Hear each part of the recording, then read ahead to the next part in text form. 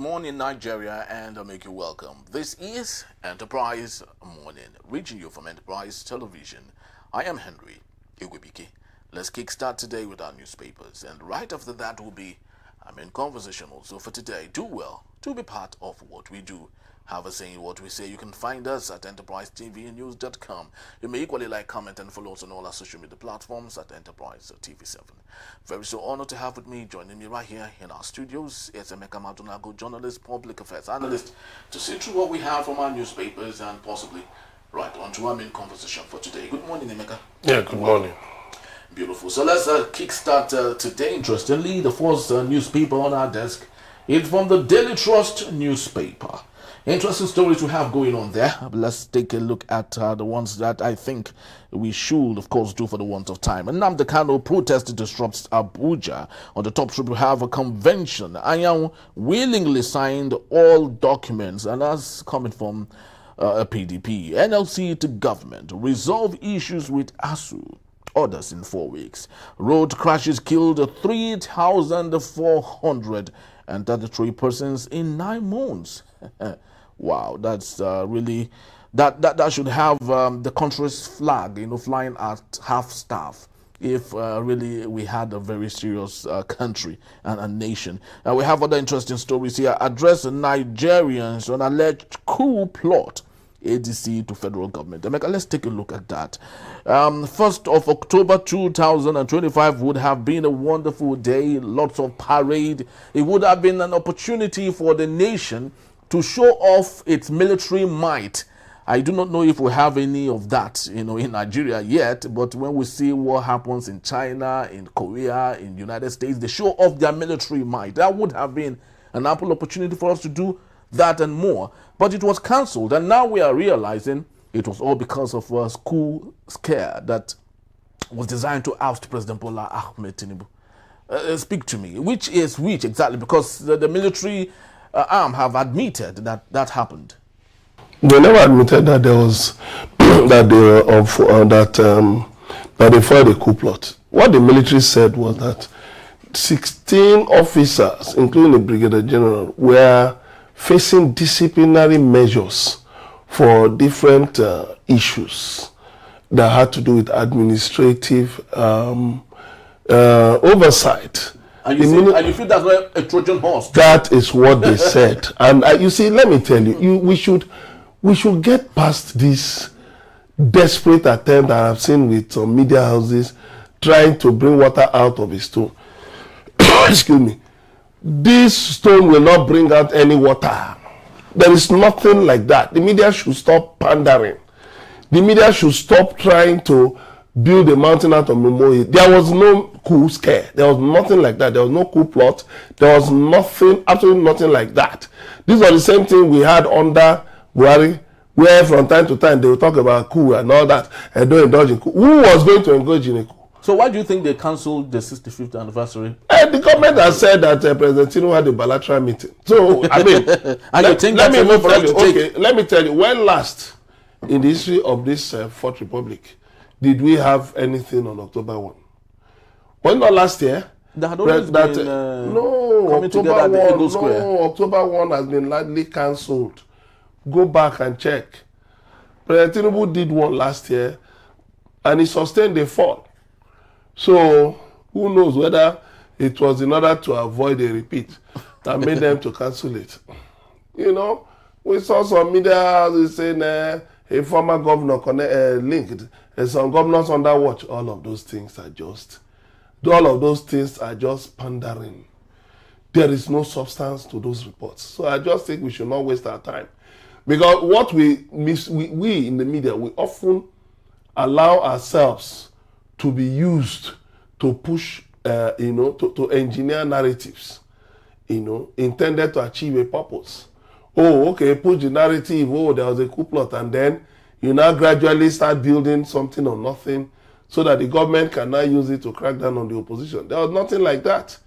Of course, you saw the statement of the presidency yesterday, talking like a military ruler. These are elected civilian officials, but look at them talking like dictators. That is because these people don't respect the rule of law. So please, I don't want us to waste time on nothing. Well, as much as we would love to, sieve that away, Premium Times have it authoritatively, and that how suspected officers allegedly plan to hit top Nigerian officials. And we have lots of other people. The plan was to take out, according to the Premium Times, take out President Bola Tinubu, Vice President Kashim Shettima, Senate President Godswill Akpabio, Speaker of the House of Representatives Tajuddin Abbas, and others. Well, why have they not followed it up? That was yesterday. Yes. Daily Trust carried a similar thing yesterday. Why have they not followed it up today? Why has it suddenly fizzled out? I thought they would have also now gone ahead on it. Look, forget it, but you see, when you say authoritative, even the best media organizations in the world, they also make mistakes. So there's nothing authoritative in spinning falsehood. It's a piece of falsehood. Well, let's assume it's a piece of falsehood, because it's often said no smoke without fire. This particular smoke, if you go to a wedding reception, you see artificial smoke. There's no fire anywhere.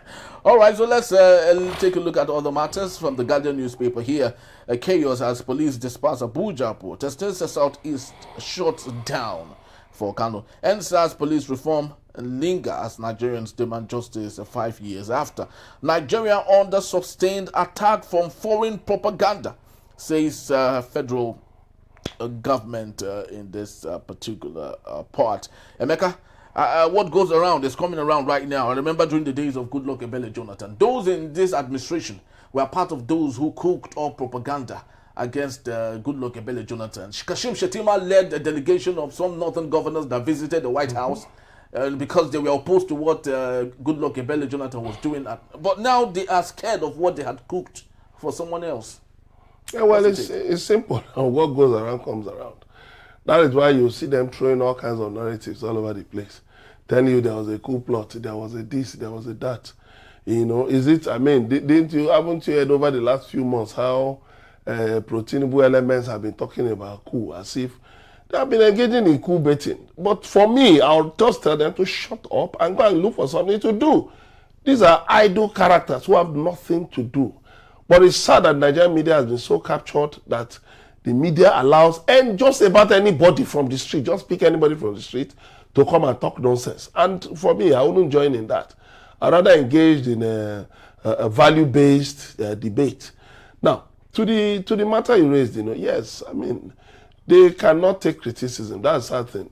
The people who had fought so hard to get into government, they still operate in opposition mode. They still behave as if they're the opposition. Writing press statements, talking. The same people who have power, they are so afraid, burdened by low self-esteem. Oh, they hate President Tinubu, as if there's any law that says you must like President Tinubu. The enemies, they don't want Tinubu to succeed. There was even one platform yesterday, yes, one WhatsApp platform, where somebody said, ignore the protests in Abuja. It is a plot against Yoruba land. And a normal human being, not even a sane human, an adult, somebody over 60, over 70, posted that kind of rubbish. And I asked him, is Abuja now Yoruba land? When will you people get tired of all this spinning all kinds of rubbish? People held a protest in Abuja. What has it got to do with Yoruba land? So you just know that, you see, the unemployment and underemployment in the country has rendered many people, senseless. And you see it in the media. You see it reflected in reports. People are not talking about the issues that are affecting us. Poor power supply, jobs, lack of jobs, that the minimum wage cannot take people anywhere. Insecurity, people are not talking about the issues that matter. It's all about, this one, that one, just spinning all kinds of nonsense. Why?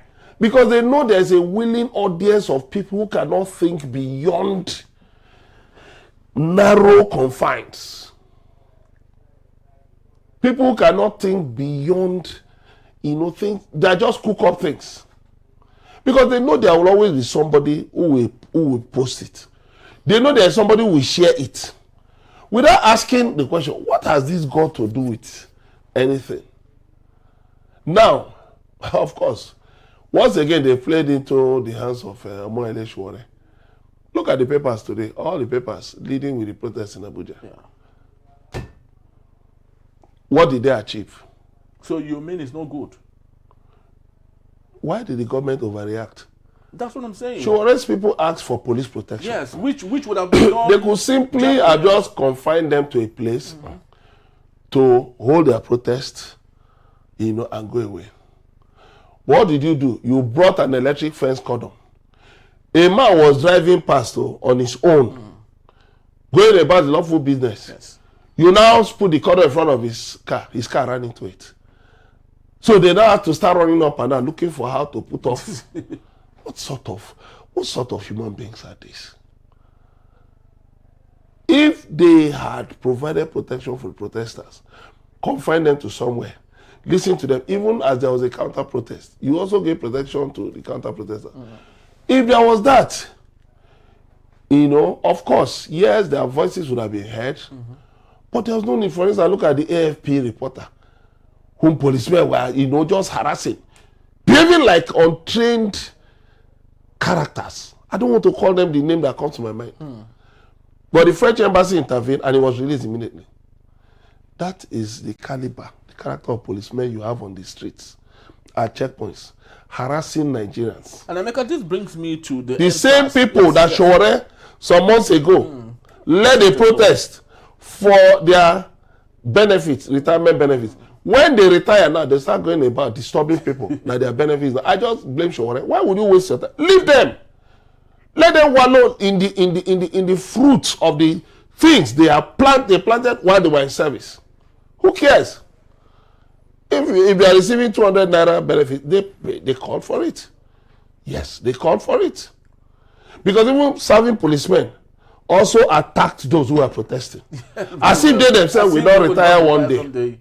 Yes. Very so funny, actually. How that those who would, in a couple of years from now, be casualties, are attacking those who are protesting for the good welfare that they hope to achieve. But let's take a look at other matters. NSAS, the police reform lingers. Nigerian demand justice 5 years after. And this is like a transition from what we had going on before I led on to my next story. Do you think police brutality, the Nigerian police force have learned their lessons after the NSAS gory events that happened? The police have not learned any lesson. Nothing has changed. The police remain as eager as ever to brutalize Nigerians, to violate the constitutional rights of Nigerians. And then themselves, when they retire and they face such, you will see them running from media house to media house as if they never did such things. What does it tell you? It tells you that, look, this is a country that does not value the rule of law.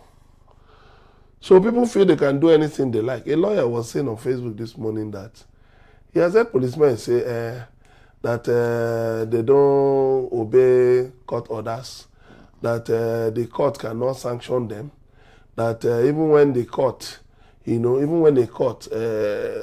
awards damages against the police, the attorney generals will not give any effect to it. So you just imagine that kind of a thing. There's a national newspaper that was, awarded 25 million by the courts many years ago because of military brutality, because the military and police shut down his office. But when they now checked, 25 million, what has been spent on the suit challenging that violation of their rights is even far more than the 25 million. So that tells you we live in a society where we just want to remain average, just even below average, and let's manage it. That's how it has been for years. Let's be going on like that. And then, how do we expect to build a nation, a country that everyone can be proud of? That's what we see. Look at the NSAS. What led to it? Police brutality. Somebody went yesterday to go and lay a wreath. Yes, I saw it. Some people attacked her. I mean, why what does it really take? Does the person who attacked know the meaning of wreath laying? Countries lay wreaths. The NSAS panel you set up acknowledged that yes, there were some deaths. So the lady went to lay the wreath. You now attacked her and you tore the wreath. What are you now saying? Are you now trying to erase? Because that's what you see Nigerian government does. In their haste to use power without thinking, they commit egregious offenses. And then they now look for ways to erase such. How does it work? Because the truth of the matter is, the 20th of October cannot be wiped off. No, it can never. Let me tell you, the implications of that NSAS will still come. You know, people can continue to pretend, oh, we can erase it. No, bringing up different counter narratives and all of that. And I tell people, those of you who lend yourselves to bring up to twist the truth, you will face the consequences. Let me tell you, I have been in journalism for over 30 years. And I have seen things. I have seen people in this country who thought they were Alpha and Omega. They were the Almighty God. I've seen them reduced to nothing. Nothing. To even eat is a problem. I've seen things in this country. That's why I warn people. If you have power, be careful how you use it. Because one day, whether you like it or not, you will lose that power, whether you are alive or dead. So tread carefully. But the problem is, you see people in office who are so ready, to violate people's rights, to trample on the rule of law. But when they're out of office and the same thing is applied to them, you see them complaining. Look at Balami, former Attorney General of the Federation, who was very interested in allowing people to get away with such egregious things. Now complaining about what happened to him some time ago. I said, oh, Malami, so you know that you have rights as a citizen. Rights are inviolable. But when you are Attorney General, how did you protect the rights of Nigerians? There are many instances. How did you protect the rights of Nigerians as the Attorney General of the Federation? So whatever they like, let them say. Whatever they like, let them do. One day, one thing is common to all human beings. All human beings must die. So, there is no guarantee that what people do, the way they try to thwart the rights of others, that will not be done to them. There is no guarantee. So it just means that people should tread carefully. Very well said. Very, very so well said. But let's take a look at other matters just before we call it a wrap for this particular segment. And that's on the Punch newspaper. We have Free Nnamdi Kanu hashtag, protest wave hits Abuja, paralyzing the southeast of Nigeria. National Assembly mourns army commander, soldiers killed by Borno terrorists. Emeka, it's like these people are constantly being treated with soft globes, because it doesn't really make any sense, that last time such happened in Delta State, the whole village was razed, and I don't think it has repeated itself again. That is in Okwama. Yes, Ekwama, yes. And in Borno State, we see a constant evidence of this happening to our soldiers, and the federal government seems not to really care so much. Is that rebranded some form of favoritism? No, it's their own type of renewed hope. It's the way they want to run their renewed hope. So what it means is that some Nigerians are more Nigerian than others. That some Nigerians can, be treated with kid gloves when they commit offenses, while some others, are treated as if they're the worst thing on earth. That's why you saw the invasion of Obama by soldiers. But you don't hear such things happening in the north. So what it tells you, sadly, is that we pretend about the reality of things in this country. Nigeria needs help, seriously speaking. Our leaders may be pretending that all is well, that there is no problem and all of that. But they know themselves.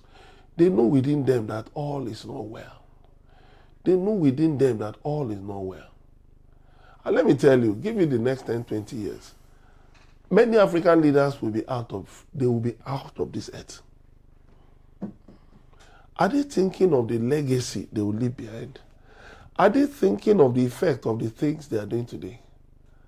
That is it. Sadly, look at those gallant officers and the rank and file. They lost their lives.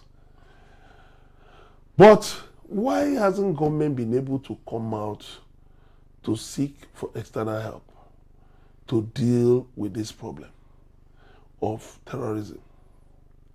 You are more serious with putting Nnamdi Kanu on trial for over such a long period. But Bello Tuji, a known self-acclaimed terrorist, gives you people conditions and you sit down to discuss with him, to negotiate with him. A former governor was quoted as saying that those terrorists, that they are businessmen, they are fighting for survival. Unlike Nnamdi Kanu, who is fighting to divide Nigeria. And the same former governor is now running about telling Nigerians, oh, fight for your rights. So you can see the vanity of public office. That there's nothing permanent in it. And in all of this, the Nigerian situation or the desire to have a better Nigeria is not part of their concerns, really, because this. Do they care? Many of them have foreign citizenship. So they have dual citizenship. So when the so they don't care. No, well, they always hope. That is why they also use religious leaders. You can see the way they carry religious leaders and traditional rulers about. Those ones will be saying no. God ordained this and God this, that, and the other. I just look at this. I say many of you are just charlatans. Charlatans, whether traditional rulers or religious leaders, charlatans. If you don't want to talk about the government, then keep quiet, face your ecclesiastical calling. Why would you be telling lies? You can see the situation in the country. That things are not okay. You've heard of churches being attacked. You've heard of leaders of, Christian leaders being slaughtered. Horrendous evidence abounds. But you come out and be telling us, oh, you declare a day of a prayer. Who are you deceiving? Because they've shut your mouth. They've shut your mouth with bribes. Because they've told you people, oh, no. These things come from God. It's a lie. They're not coming from God anywhere. These Nigeria's problems are orchestrated by man. They are man-made.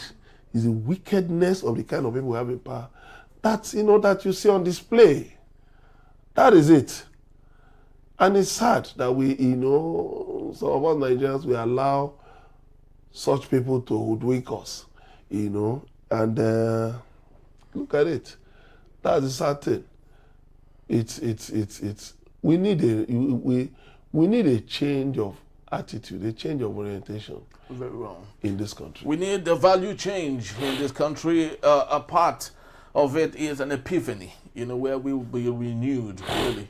And we do not know who would make that happen, but the truth is that the set of leaders we have today do not have the gusto to make it happen. Well, let's look up to the future and know if things will be better.